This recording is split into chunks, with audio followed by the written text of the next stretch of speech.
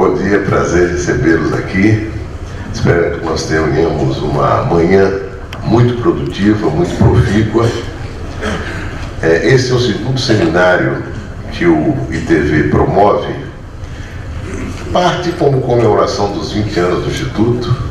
É um instituto de formação, elaboração e apoio, né,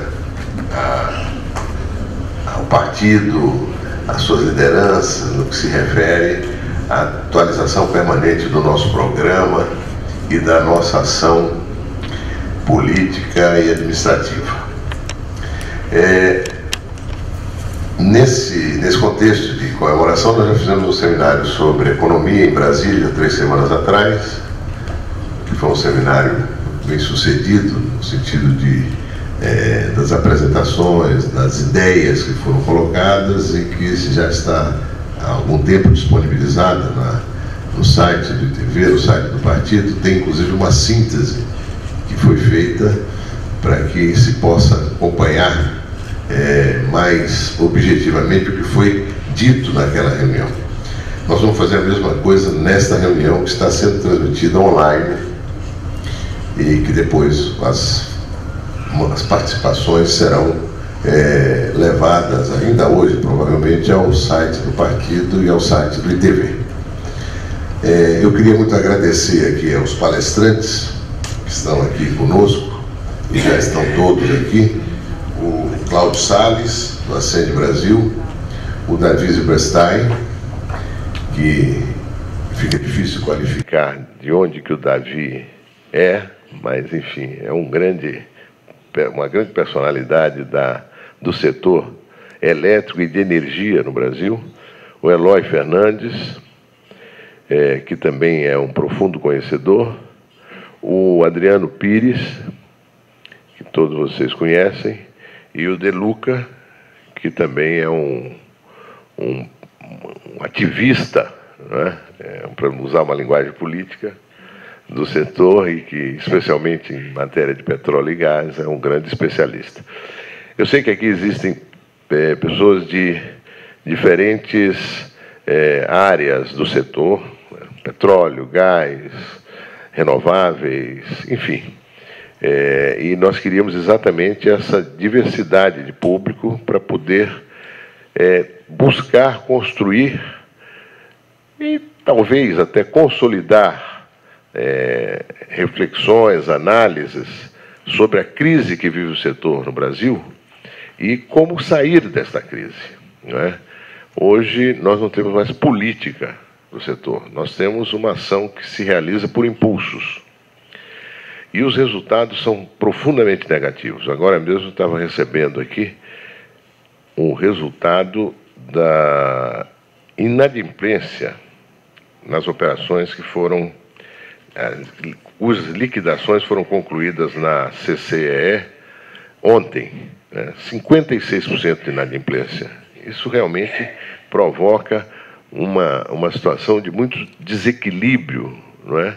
E essas coisas ficam em aberto, não se resolvem, não é? E tendem a se agravar, portanto. E situações como a da Petrobras, enfim, a Eletrobras. Mas, de qualquer maneira, nós temos massa crítica para sair dessa crise, né? E essa massa crítica bem direcionada, e nós queremos trabalhá-la junto ao parlamento, né? Não só através do PSDB, mas de outros partidos que, por igual, queiram encontrar um caminho que nos tire de uma crise que não pode perdurar, não é? Ela vai destruindo valores, riquezas, ideias, programas, enfim. E nós temos que ir numa direção distinta. O presidente do partido, que na reunião anterior presidiu a mesa, o senador Aécio Neves, tem compromissos anteriormente assumidos no sul do país e por isso não está aqui conosco. Mas está totalmente identificado com essas iniciativas. Nós ainda vamos fazer 2 seminários este ano, um já até definido na primeira quinzena de dezembro, sobre os desafios da área social no Brasil, e os agravamentos dessa situação no que se refere à renda da população ao longo desse ano, e o que fazer de novo para que o país não continue nesse caminho.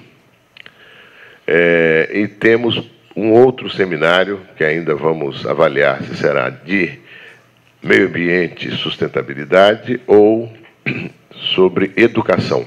Enfim, faremos mais 2 ainda este ano.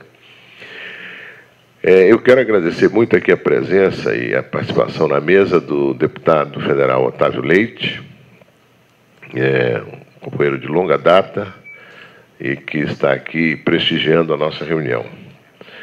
Quero agradecer também a presença de alguns. Eu vou fazendo isso ao longo da nossa jornada aqui, mas já queria destacar a presença do Sebastião Madeira, que é prefeito reeleito de Imperatriz e que está entusiasmado com o fato de, como gestor público, ele seguiu um caminho que o livra de ter as piores consequências da crise que o Brasil vive hoje. Foi atrair investimentos.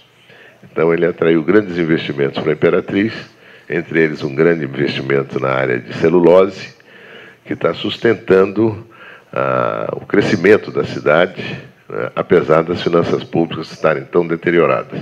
Mas o Sebastião Madeira foi deputado federal 3, 4 vezes, enfim. Está aqui também o João Almeida, que é o nosso executivo-geral do partido, ex-deputado da Bahia e conhecedor do tema energia. Aliás, todo baiano conhece um pouco de energia e de outras coisas, mas energia com certeza.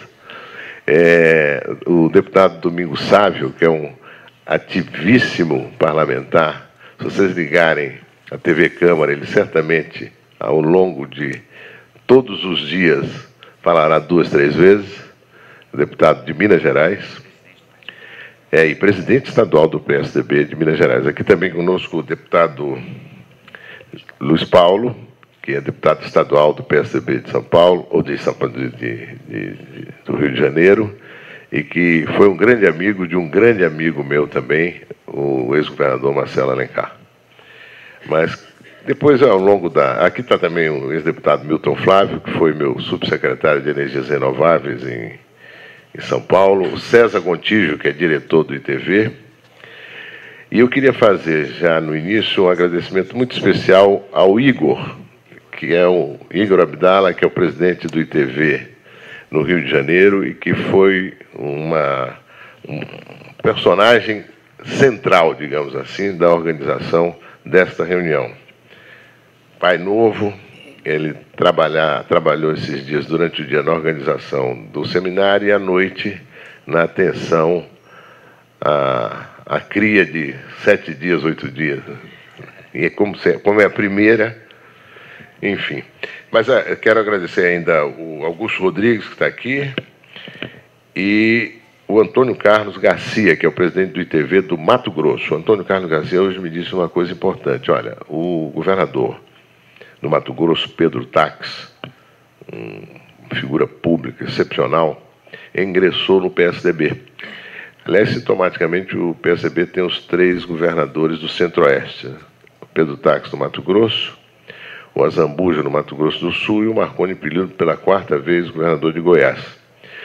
Mas como o Pedro Tax ingressou agora, seria importante fazermos uma reunião mais conceitual sobre o que é hoje a social-democracia, não é? E como nós vemos essa situação, tanto da economia como da crise política que o país vive. E nós vamos promover isso rapidamente.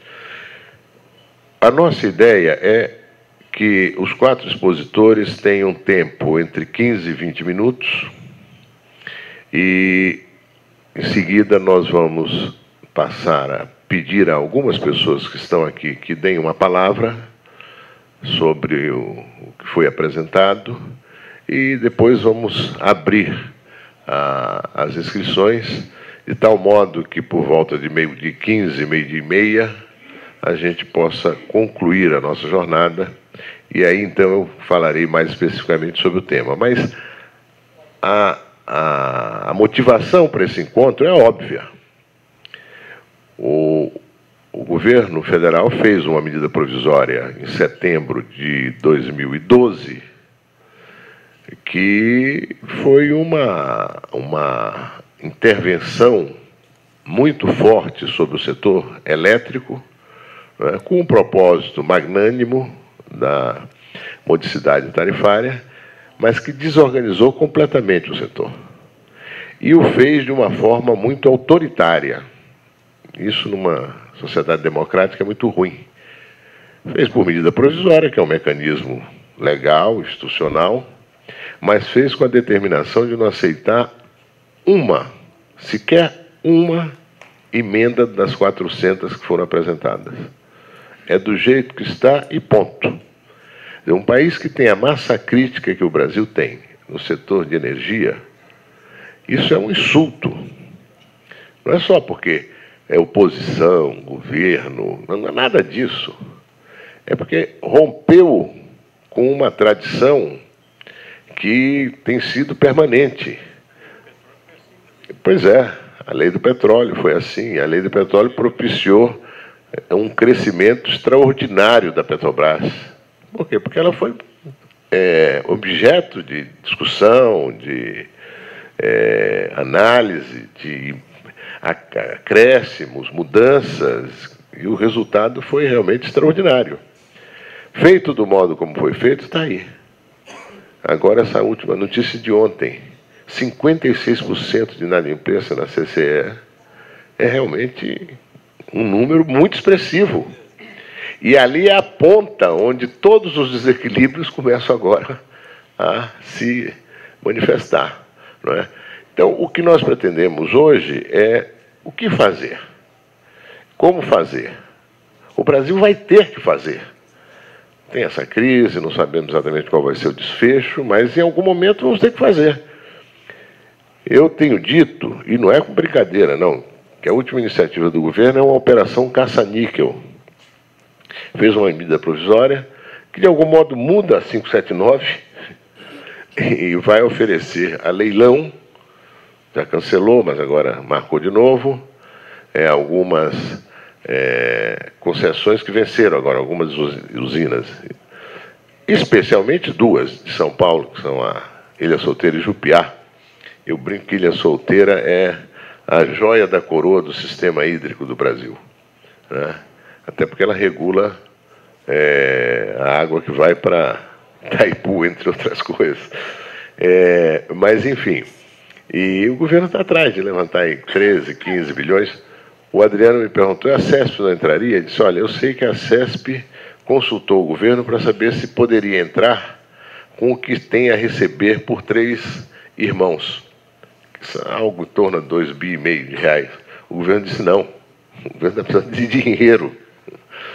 Ele não quer pagar ninguém, ele quer receber de algum modo. É operação caça-níquel. Vamos lá ver se arrumamos alguém que pague esse bônus de 13 bilhões, sei lá, 12, algo assim, né? E é isso, é essa situação. O setor elétrico brasileiro, que é uma referência, e o setor de energia, de um modo geral, uma empresa como a Petrobras, que também foi até recentemente uma empresa de referência, está na situação que está. Isso vai não falar do setor sucroenergético, a atenção que se dá a renováveis, os procedimentos todos de leilões e tal, únicos, enfim.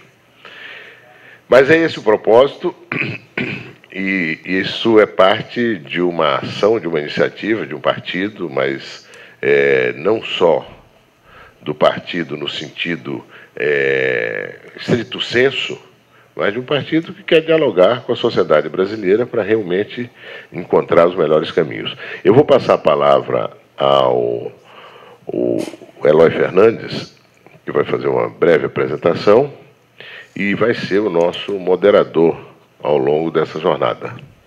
Eloy. Obrigado, Zé Aníbal. Bom dia a todos. De mais nada, agradecer a presença de todos aqui nesse debate e dizer que, quer dizer, a nossa intenção é que essas apresentações iniciais sejam razoavelmente sintéticas. O Zé Aníbal já colocou algo em torno de 15 minutos, para cada um, para que a seguir a gente possa abrir para as considerações de vocês todos. A ideia principal não é a gente fazer diagnóstico, isso é uma reunião quase que de especialistas do setor, todos já conhecem, isso já está cansado de ser analisado, mas sem dúvida nenhuma, de alguma forma, a gente fazer uma análise de conjuntura para saber como é que a gente sai desse imbróglio. Tem algumas questões que são, no nosso ponto de vista, fundamentais, que estabelecem os conceitos originais das questões relativas ao setor de energia. Uma delas é aquilo, acho que a gente tem que desmistificar alguns desses conceitos que setores da sociedade brasileira e partidos políticos tentam se apropriar como sendo seus. E que são conceitos, sem dúvida nenhuma, universais. Quer dizer, todos são a favor da garantia do abastecimento. Quem é contra a garantia do abastecimento? Todos são a favor da modicidade tarifária. Quem é contra a modicidade tarifária? Então, essas são premissas sobre as quais a gente tem que partir e que não pode ser apropriada como propriedade de grupos políticos, mas são fatores fundamentais são universais de todos os segmentos da sociedade. O que nos interessa discutir são algumas que a gente pode chamar de diretrizes, né, ou de premissas sobre as quais essas questões fundamentais devem ser direcionadas e devem ser estruturadas. A garantia do abastecimento, a gente tem que discutir sobre a qualidade dessa garantia e sobre a qualidade do abastecimento. Isso, sem dúvida nenhuma, é um dos nossos objetivos e um dos nossos focos para saber como é que se estabelece uma matriz energética no futuro, não só no Brasil, mas no mundo, que coloque essas questões em consideração. A modicidade tarifária, a gente precisa discutir ela sobre quais são os limites da modicidade, como é que a gente dá sinais econômicos para que ela possa ser sustentável no tempo. Bom, então a nossa intenção é caminhar nessa direção, tentar obter os maiores subsídios possíveis dessa plateia que está aqui presente para estruturar, como o Zé Aníbal falou, um documento do ITV que possa apontar diretrizes futuras para o setor de energia no Brasil, olhando as perspectivas, inclusive, mundiais. Nós queremos sair da política do óbvio, né? Queremos traçar políticas consistentes para o setor de energia no Brasil.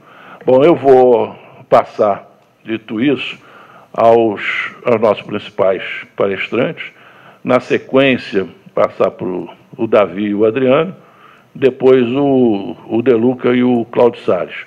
A seguir, a nossa intenção é abrir para a plateia para que esses subsídios e essas considerações possam ser a contribuição de todos aqui, que eu acho que é o grande objetivo desse seminário.